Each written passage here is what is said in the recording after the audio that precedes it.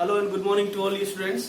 9th class के अंदर chapter number 7 triangle चल रहा है, जिसके अंदर 7.1 वाला एक्सरसाइज और लगभग ये पूरी हो चुकी है। एक क्वेश्चन आज बाकी था प्रीवियसली, क्वेश्चन नंबर 8, इसको देख लेते हैं फटाफट। चलिए, क्वेश्चन नंबर 8 जो आपने पूरा चैप्टर पढ़ा है उसी का समरी है, ठीक है, लेकिन थोड़ा लेंथी है, बड़ा है, 4 पार्ट दे रखे हैं इसके अंदर। डायग्राम फटाफट ड्रॉ कर लेते हैं। डायग्राम के अंदर जो हमको थ्योरी बोली गई है ना, उसके हिसाब से मैं आपको बताऊं तो कैसे बोल रहा है। ये इस तरह से बोल रहा है कि भाई एक ट्राइंगल है एबीसी, ये ट्राइंगल है एबीसी, ठीक है ना। उसके बाद ये बोल रहा है कि इस एबीसी एबी लाइन के ऊपर, एबी हाइपोटेनस के ऊपर एक पॉइंट बी, एक पॉइंट एम ऐसा है, इस तरह से है कि ये एबी को दो पार्ट के अंदर, इक्वल पार्ट के अंदर डिवाइड करता है। भाई ये एबीसी ट्राइंगल है, इसके अंदर एबी हाइपोटेनस के ऊपर एक पॉइंट एम ऐसा है कि वो उसको दो इक्वल पार्ट में डिवाइड करता है, मतलब A M is equal to B M, ठीक है। उसके बाद ये बोल रहा है कि एम से करके हमने सी को ज्वाइन कर लिया और फिर आगे एमसी वाली लाइन को और आगे एक्सटेंड किया, ठीक है ना। इस तरह से हमने एक्सटेंड किया कि C M is equal to D M हो जाए, ठीक है ना। हमने इस एम वाले पॉइंट से लाइन को आगे इतना एक्सटेंड किया कि ये डीएम वाली लाइन जो है वो सीएम के इक्वल हो जाए, ठीक है। उसके बाद हमने डी वाले पॉइंट को बी पर ज्वाइन कर लिया। इतनी बात समझ में आ रही है आपको, ठीक है। ये इस क्वेश्चन के अंदर बोला गया है। लैंग्वेज के अंदर मैं अगर बोलूं तो देख लीजिए, in a right angle triangle ABC, right angle at C, right angle C पर है, दिख रहा है सभी को। M is the mid point of hypotenuse AB, AB hypotenuse का जो एम है वो मिड पॉइंट है। C is joint to M, अब सी को एम से ज्वाइन कर लिया। उसके बाद and produce to point D, and produce to point D such that DM is equal to CM, मतलब ये सीएम वाली लाइन और डीएम वाली लाइन ये इतना इक्वल हो, मतलब कुल मिला के जो सीडी वाली लाइन है ना, उसका भी एम क्या है, मिड पॉइंट है। इतनी बात सुनना आपको, ठीक है। आगे कह रहा है point D is join to point B, और फिर लास्ट में इस पॉइंट डी को पॉइंट डी से बी से ज्वाइन कर लिया। शो दैट, अब शो दैट की लिस्ट बड़ी है हमारे पास में, वन बाय वन सभी को प्रूफ करेंगे, कोई घबराने की जरूरत नहीं है। पहला तो पूछा गया है triangle AMC is congruent with triangle AMC is congruent with triangle BMD, ठीक है। ये वाला ट्राइंगल AMC, ये वाला ट्राइंगल, और ट्राइंगल BMCD, ये वाला ट्राइंगल, ठीक है ना। ये दो ट्राइंगल आपको दिख रहे हैं, ये दो ट्राइंगल कॉन्ग्रुएंट है। पहले ये प्रूफ करना है। सेकंड प्रूफ करना है DBC is a right angle, ठीक है। DBC मतलब DBC, ये वाला जो एंगल है ना, ये भी क्या है, राइट एंगल, ये प्रूफ करना है। उसके बाद तीसरा जो हमको प्रूफ करना है वो है triangle DBC is congruent with triangle ACB, triangle BCB मतलब ये राइट एंगल ट्राइंगल, और ट्राइंगल ये वाला BCA, ये राइट एंगल ट्राइंगल, मतलब ये वाला राइट एंगल ट्राइंगल और ये वाला ट्राइंगल, ये दोनों ट्राइंगल भी क्या है, कॉन्ग्रुएंट, ये प्रूफ करना है। एंड फोर्थ पॉइंट आपको दे रखा है CM is equal to half of AB, मतलब CM वाली जो लाइन है ना, वो AB का हाफ है, ये आपको प्रूफ करना है, ठीक है। चलिए पहले फटाफट नोट कीजिए, फिर मैं वन बाय वन आपको स्टार्ट करते हैं क्वेश्चन। बड़ा क्वेश्चन, इसका मतलब घबराने की जरूरत नहीं, इतना ऐसा क्वेश्चन 5 नंबर से कम में नहीं आता है, ठीक है। चलिए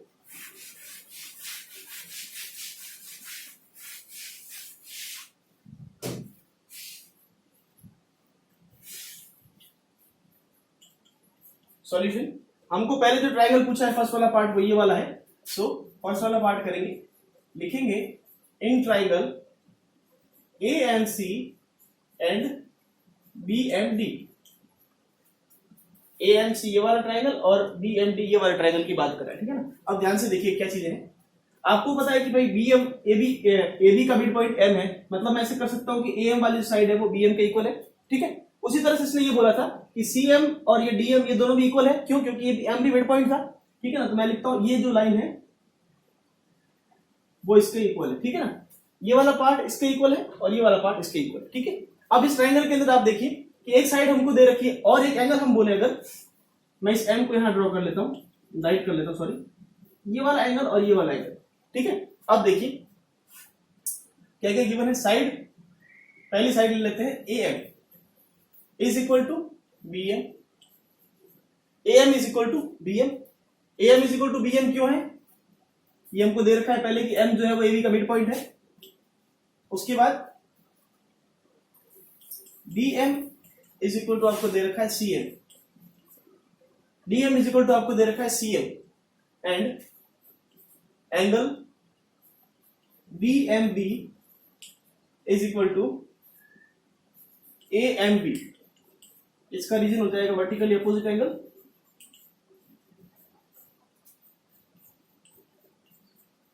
ठीक है,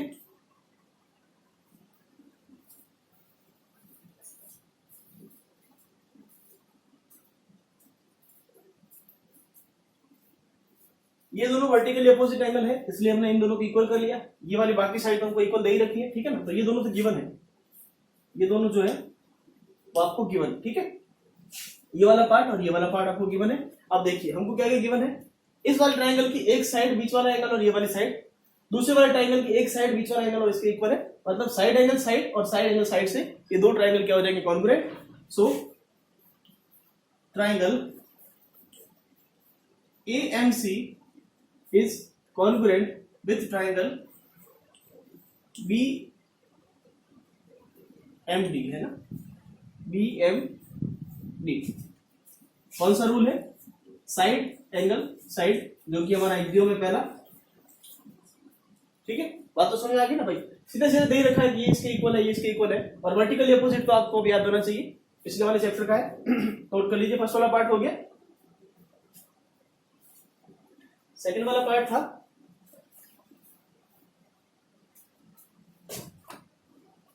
चलिए आगे बढ़ते हैं।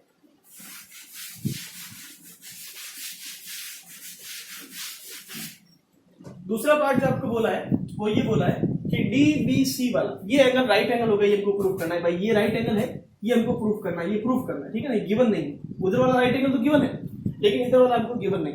अब आप ये देखिए कि AC वाली लाइन जो है वो इस DB वाली लाइन के पैरेलल है, ठीक है ना। और एक लाइन जो DC वाली है ये इसको इंटरसेक्ट कर रही है, तो हम लिखते हैं ये वाली लाइन, ये दोनों लाइन AC और DL, AC parallel to DB, ठीक है ना। AC पैरेलल टू DB और DC वाली लाइन अगर इंटरसेक्ट कर रही है तो आप बोलेंगे कि भाई एक साइड बनने वाले एंगल का सम कितना होगा, 180।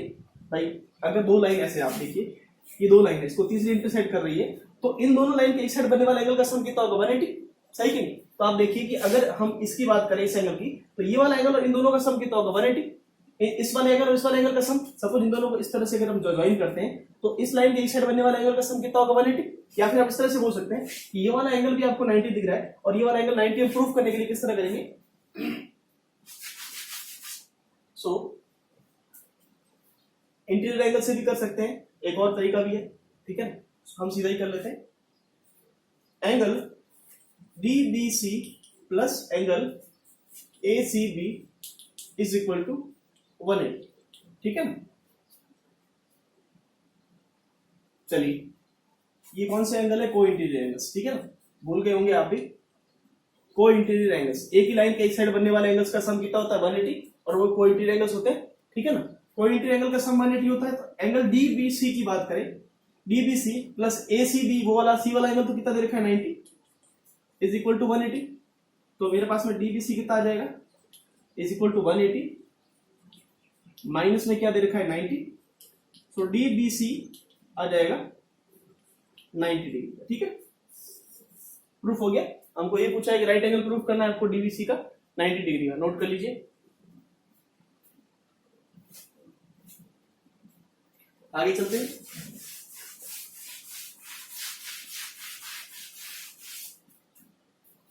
अब तीसरा वाला पॉइंट था हमारा, दो राइट एंगल प्रूफ करने हमको, मतलब DBC वाला और ACB वाला, ये दोनों ट्रायंगल कॉन्ग्रुएंट है, ये प्रूफ करना है, ठीक है ना। सो अब देखिए, अब मैं थोड़ा डायग्राम मिटा के फिर से बना रहा हूं ताकि कंफ्यूजन नहीं हो आपको। इस डायग्राम को दो बार आप ड्रॉ करें, जब आपने अभी तक दो बार हमने पार्ट किया उसके लिए अलग से, और आगे वाले दो पार्ट के लिए अलग से, ठीक है ना।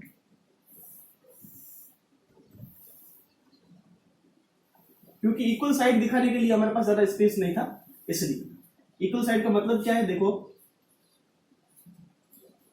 इक्वल साइड का मतलब ये है कि अब हम ये दिखाएंगे इस ट्राइंगल के अंदर, यहाँ पे आप देखो हमने इन दोनों को इक्वल किया था ना, वो हमको नहीं चाहिए, ये हम मिड पॉइंट है, कोई दिक्कत नहीं। अब ट्राइंगल कौन सा है, ट्राइंगल बी सी बी वाला और ये वाला ट्राइंगल ए सी बी वाला, ठीक है ना। अब इस ट्राइंगल के अंदर देखिए क्या क्या हमको गिवन है। फर्स्ट वाली चीज जो हमको गिवन है वो बी सी इन दोनों ट्राइंगल के अंदर आ रही है, देख लीजिए ए बी सी और ट्राइंगल डी बी सी, इन दोनों के अंदर बी सी तो आ रहा है। सो फर्स्ट हम लिख लेते हैं जो गिवन है सीधा सीधा, B C is equal to B C common, ठीक है। अब देखिए triangle angle D B C is equal to angle A C B, हमने पिछली बार प्रूव किया 90 degree. So angle A C B is equal to angle D B C is equal to 90 degree, ठीक है। और एक हमारे पास क्या क्या आ गया, देखो दो राइट एंगल ट्राइंगल के अंदर अगर एक हाइपोटेनस दे रखा हो, एक राइट एंगल दे रखा हो और एक कोई भी साइड दे रखा हो, ठीक है ना। सो ये वाली साइड हमने निकाल ली, हाइपोटेनस हमने निकाल लिया। ये वाली साइड की हम बात करें, सो आप देखिए कि हमको दे रखा था A B is equal to, A B का मिड पॉइंट था एम, उसी तरह से डीसी का मिड पॉइंट था एम। तो अब ये कह सकते हैं भाई A B is equal to DC है, क्योंकि इन दोनों का मिड पॉइंट एक है ना, बात समझ गया, ठीक है। अगर मिड पॉइंट एक है दोनों का, तो आप बोलेंगे A B is equal to DC, ठीक है ना।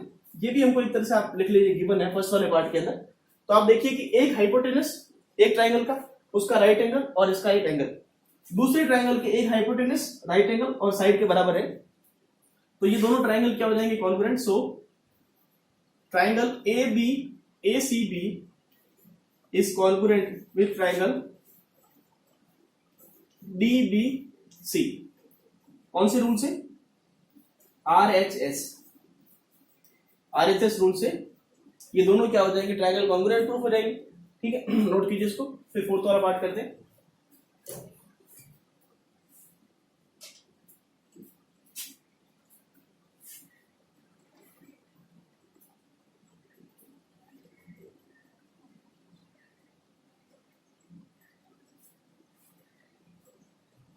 चलिए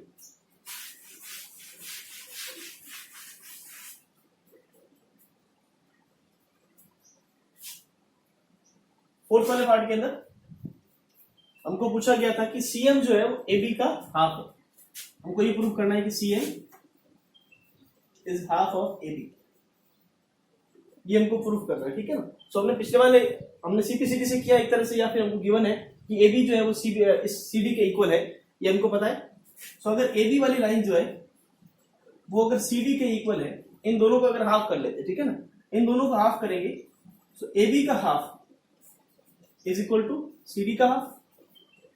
जब भी हम हाफ करते हैं, ऐड करते हैं, कुछ भी चीज माइनस करते हैं, तो वो साइड होती है right hand side left hand side. अब इन दोनों साइड मैंने अगर हाफ किया है, तो आप देखिए इस साइड तो मैं एबी का हाफ रहने देता हूं और उस साइड सीडी का हाफ। अब सीडी का हाफ क्या क्या लिखा हुआ है, सीएम प्लस डी। आप देखिए सीएम बी जो है वो सीडी का हाफ है और डीएम जो है वो भी सीडी का हाफ है।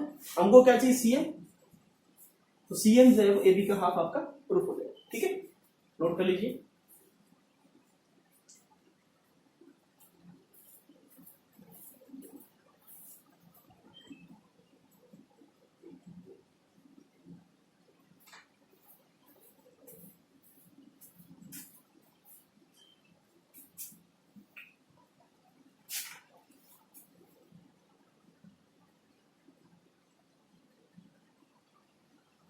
चलो, सो एक्सरसाइज 7.1 कंप्लीट।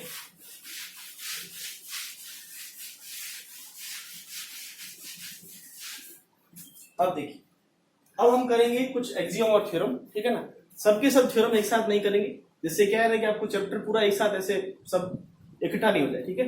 हम एक दो थ्योरम करेंगे, फिर एग्जांपल्स करेंगे, फिर एक्सरसाइज करेंगे, फिर एक दो थ्योरम करेंगे, एक्सरसाइज, इस तरह से चलेंगे। सो हमारा पहला जो है थ्योरम से पहले वो है एक्सियम। एक्सियम 7.1 आपको पेज नंबर 113 पे मिल जाएगा।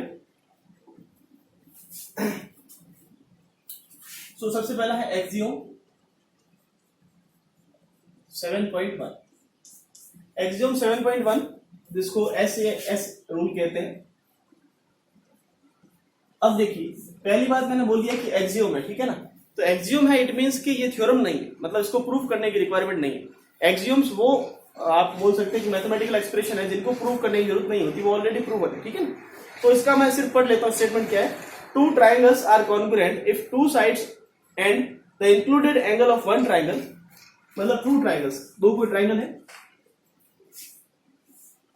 इन ट्राइंगल की, जैसे ये एबीसी और ये पी क्यू आर है। Two triangles are congruent if two sides and the included angle of one triangle are equal to the two sides and included angle of the other triangle, ठीक है ना। ये कह रहा है कि दो ट्राइंगल कॉन्ग्रुएंट होंगे अगर उनके दो साइड, मतलब ये वाली साइड इसके इक्वल हो, ये वाली साइड इसके इक्वल हो, और इंक्लूडेड एंगल मतलब कि इन दोनों साइड के बीच वाला एंगल, ये वाला एंगल इस वाला एंगल के बराबर है, तो ये दो ये वाला और ये वाला दोनों इक्वल होंगे। कौन से रूल से? एस रूल से, साइड एंगल साइड रूल से, ठीक है ना। अब इसके नीचे लिखा हुआ भी है, देखिए आप बुक में देखिए, आपको लिखा हुआ मिल जाएगा। This result can't be proved with the help of previously known results and so it is accepted true as an axiom, ठीक है ना। मतलब कि एक्सियोम हम जब थ्योरम वगैरह को प्रूव करते हैं, ठीक है ना, तो आप देखिए कि हम प्रीवियस थ्योरम का हम हेल्प लेते हैं, जैसे हमने पिछले चैप्टर में की 6.1 से लेकर 6.8 तक। तो जब भी हम कोई थ्योरम काम में लेते हैं उससे आगे वाले थ्योरम की हेल्प लेते हैं, ठीक है, वरना उसको प्रूफ कैसे करेंगे, कोई न कोई रूल तो चाहिए। सो ये वाले जो थ्योरम है ना, इसको आगे किसी, इसके आगे जो थ्योरम से उनसे किसी रूल से इसको प्रूफ नहीं किया गया है, इसलिए पहले से प्रूव्ड है कि ऐसे एस जो रूल है ना वो एक एक्सियोम है, थ्योरम नहीं है, ठीक है ना। हालांकि इसका प्रूफ कुछ बुक में दे रखा है, लेकिन हमको सिर्फ ये याद रखना है कि एक्सियोम है, आपका प्रूफ अभी नहीं पूछा जाएगा। अगर बुक में नहीं दे रखा है आपके एनसीईआरटी की तो आपको प्रूफ नहीं पूछा जाएगा, ठीक है ना। हम सीधा थ्योरम पे आते हैं। तो इस एक्सियोम की हेल्प से अब जितनी भी आगे थ्योरम है ना वो हम सारी प्रूफ करेंगे। तो पहला हमारे पास ऐसे मानिए कि फॉर्मूला बन गया है, ऐसे एस का रूल है, एक फॉर्मूला बन गया है, इससे हम बाकी रूल्स को प्रूफ करेंगे, ठीक है। चलिए अब इसके नीचे एक एग्जांपल भी दे रखा है, कर लेते थोड़ा सा।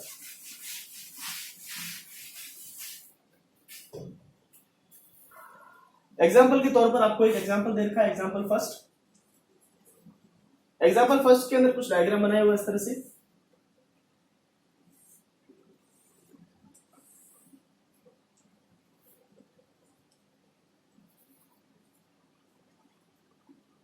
CBDOA, ये वाली साइड इसके इक्वल है, ये वाली साइड इसके इक्वल है।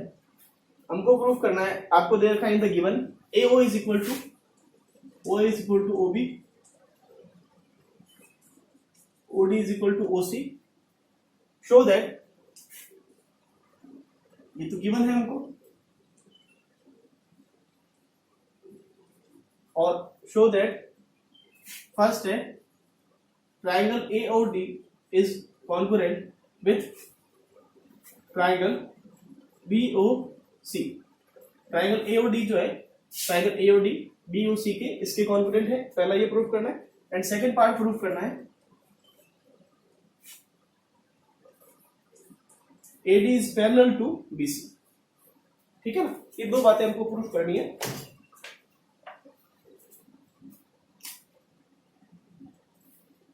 चलिए ये दो लाइन पैरेलल ये प्रूफ करना है, फर्स्ट ये प्रूफ करना है, नोट कीजिए पहले इसको।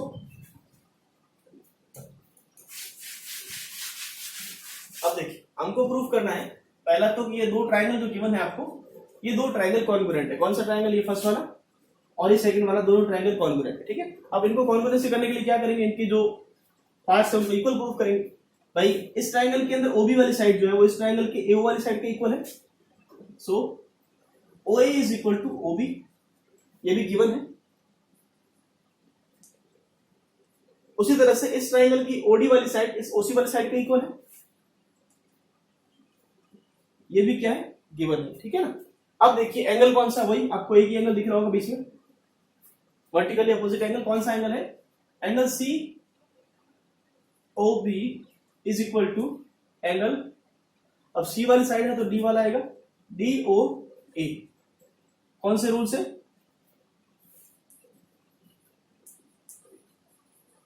वर्टिकली अपोजिट एंगल्स, ठीक है ना। वर्टिकली अपोजिट एंगल इक्वल होते हैं तो ये वाला एंगल इसके बराबर होगा, ठीक है। तो अब देखिए इस ट्राइंगल का एक साइड एक एंगल और एक साइड, दूसरे वाले ट्राइंगल के एक साइड एक एंगल और एक साइड के इक्वल है, मतलब side angle side, side angle side के बराबर है। तो हम क्या बोलेंगे कि दोनों ट्राइंगल क्या है, कॉन्ग्रुएंट है। So triangle AOD is congruent with triangle BOC, ठीक है ना। कौन से रूल से? SAS रूल से, जो एक्सियम में भी पढ़ा है SAS, उससे ये दोनों ट्रायंगल क्या हो जाएंगे? कॉन्ग्रुएंट हो जाएंगे। नोट कर लीजिए। अब देखिए, नोट कर लिया।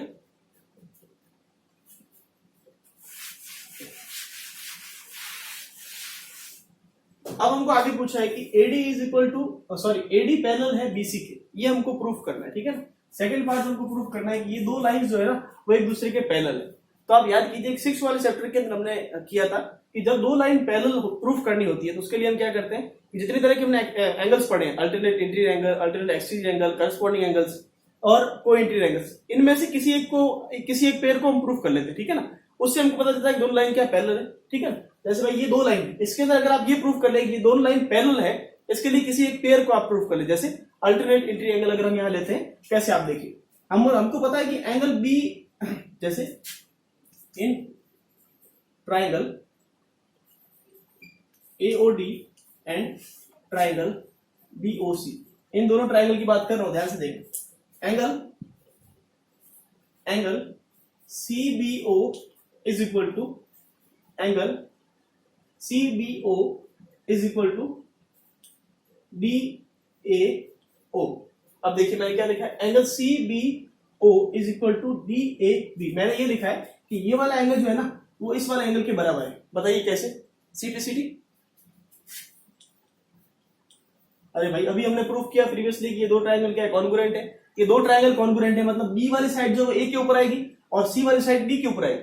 तो अगर बी वाली साइड ए के ऊपर आएगी, अगर इसको सुपरइम्पोज करती है, मतलब ए वाला एंगल जो है बी के बराबर होगा, उसी तरह से सी वाला एंगल डी के बराबर होगा। किसी भी एक साइड को आप ले लें, मैं ये ए वाली साइड कंसीडर कर रहा हूं। अब देखिए आपने क्या बोला कि ये वाला एंगल इसके इक्वल है।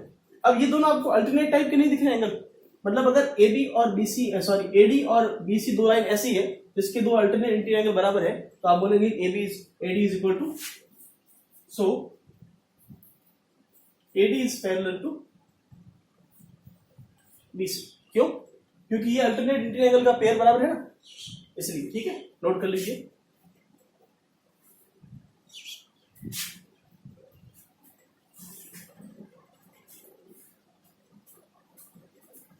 लिख लीजिएगा अल्टरनेट इंटीरियर एंगल्स, ठीक है ना, याद रहे आपको।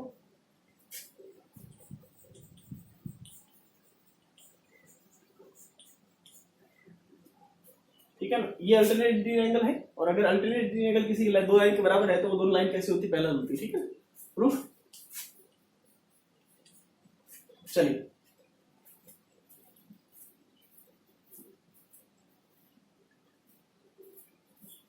आगे चलते हैं।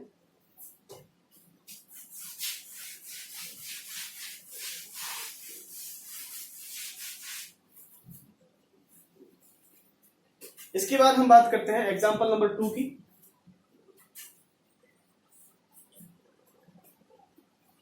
एग्जांपल नंबर 2 बहुत सिंपल दे रखा है, फिर भी बता देते हैं कि कुछ ट्रायंगल दे रखा है।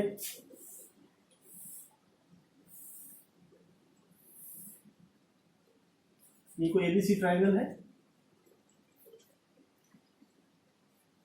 एबीपी ट्रायंगल है, और ये सी पॉइंट है और ये लाइन है एल। आपको बोला AB is a line segment and line L is the perpendicular bisector. Line जो L लाइन है ना, ये इसकी परपेंडिकुलर बाइसेक्टर। तो देखो किसी भी एंगल की अगर कोई लाइन बाइसेक्टर होती है, मतलब वो एंगल को दो पार्ट में डिवाइड करती है। उसी तरह से किसी लाइन, ये AB लाइन की अगर ये L लाइन बाइसेक्टर है, मतलब ये इसको दो इक्वल पार्ट में डिवाइड करेगी, मतलब ये वाला पार्ट इसका इक्वल है। ठीक है ना, आगे बोला गया है if the point P lies on line M, P M के ऊपर इस तरह से लाई करता है, इस लाइन के ऊपर, show that P is equidistant from A and B। हमको ये प्रूव करना कि भाई AB लाइन सेगमेंट के L1 लाइन जो थी वो परपेंडिकुलर है, मतलब ये 90 डिग्री का एंगल बना है। ठीक है, अब परपेंडिकुलर बाइसेक्टर भी है, मतलब कि AB लाइन को दो इक्वल पार्ट में डिवाइड करती है, तो हम बोलेंगे कि AC is equal to BC है। ठीक है, इतनी बात। दूसरा ये बोल रहा है कि P जो पॉइंट है इस L लाइन के ऊपर, वो कुछ इस तरीके से है कि आपको ये प्रूव करना है कि भाई ये वाला पार्ट इसके इक्वल है, मतलब आपको प्रूव करना है, शो दैट, आपको क्या शो दैट करना है कि AP is equal to B। अब इक्वल डिस्टेंस का मतलब वही है ना कि ये P वाला पॉइंट A और B से इक्वल डिस्टेंस पे कब होगा? जब ये दोनों साइड जो है वो इक्वल होगी। ठीक है ना, सो देखिए अब ये दो ट्राइंगल के अंदर अगर हमको किसी एक साइड को प्रूफ करना है इक्वल, तो सीधी सी बात है दोनों ट्राइंगल को कॉन्ग्रुएंट प्रूफ करेंगे। पहले कॉन्ग्रुएंट प्रूफ करने के लिए क्या करेंगे, in triangle PAC, triangle PAC and triangle PBC, ठीक है, या फिर इसका आप सीक्वेंस 90 डिग्री के हिसाब से लिखें। जब भी राइट एंगल ट्राइंगल होता है तो उसका एंगल आप बीच में लिखें, इन ट्राइंगल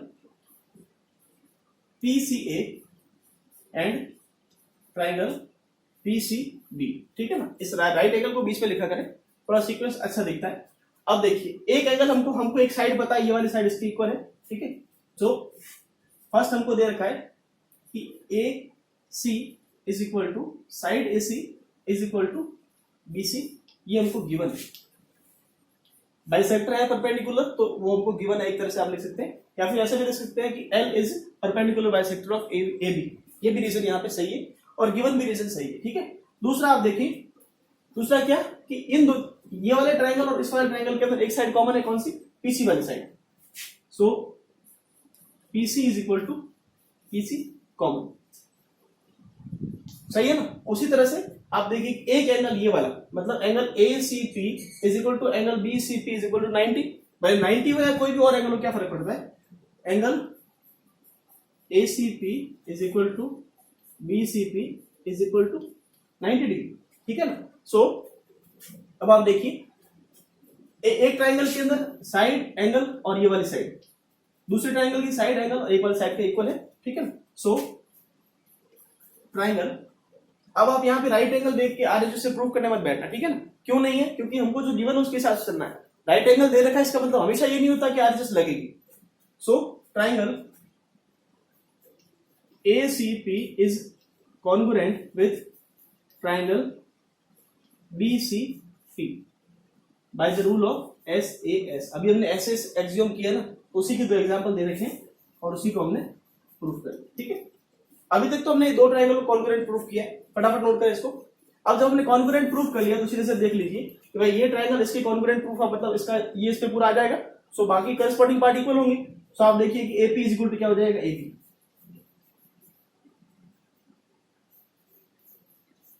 कौन से, CP, ठीक है। Hence proof. एक बार आपने दो ट्राइंगल कॉन्ग्रुएंट प्रूफ कर लिया, उसके बाद किसी भी ट्राइंगल का आप एंगल बता सकते हैं, साइड बता सकते हैं, कुछ भी बता सकते हैं, ठीक है ना। सो बाकी की थ्योरम और एक्सियोम वगैरह नेक्स्ट लेक्चर में पढ़ेगी। Thank you.